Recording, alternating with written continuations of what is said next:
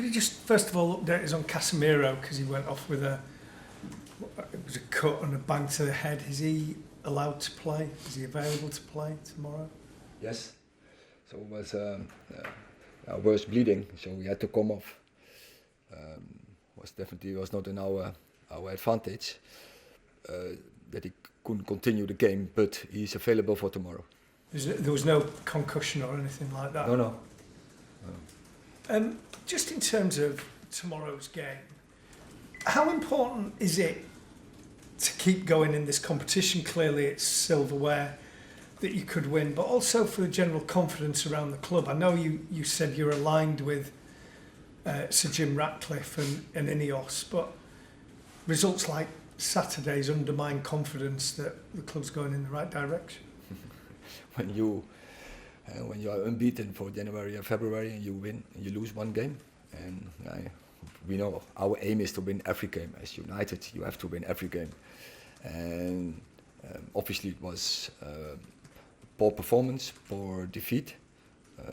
We are aware of this, and we want to stay in every competition. So on your first question, we have to win tomorrow, but that doesn't change our approach, because that is for every game.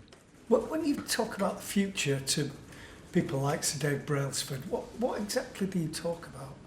About the future? Yeah.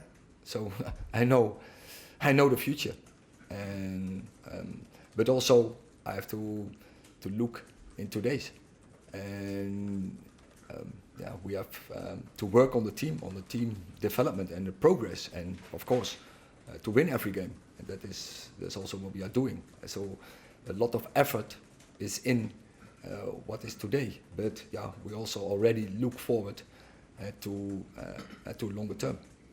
Speaking about working with the team, Erik, I don't know if you saw any of the Monday Night Football coverage last night, but Jamie Carragher was dissecting your team's out of possession performance, and he was looking specifically at the Fulham game, and he said that from what he could work out, you were trying to press high and also do a low block at the same time. I mean, when you hear things like that, is that a fair criticism of what you see unfold on the pitch?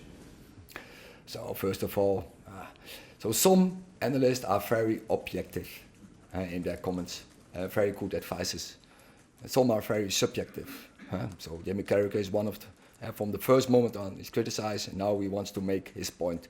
And probably in the first half an hour, he had a point where Fulham in the midfield setup, a little bit surprises, and then we had to find the solutions. And after half an hour, we found the solutions.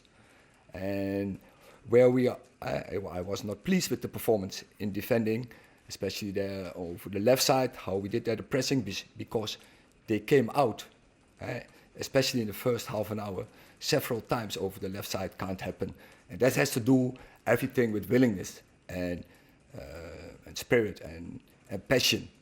And so that was in the previous weeks was very good from this team, and therefore we won football games. So but I know football are not robots. Sometimes they have bad days. So but it can't be. It's unacceptable, and we have to do better tomorrow. But in the weeks before, we have done very well. So in terms of the goal Fulham scored, that was a moment on the pitch, the players having a bad time, rather than the strategy in terms of defending. The goal Fulham? Yeah, Fulham's winner, when they broke them up. But it can't happen when they have a throw-in in the corner. How we managed this as a team, that was no good. Nicky.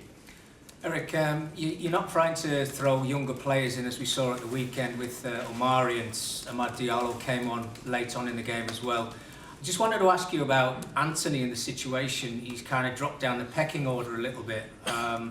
Is that something between yourself and the player? Is he not been performing the way you want him to perform? And what's the situation going to be with him with the summer coming up also?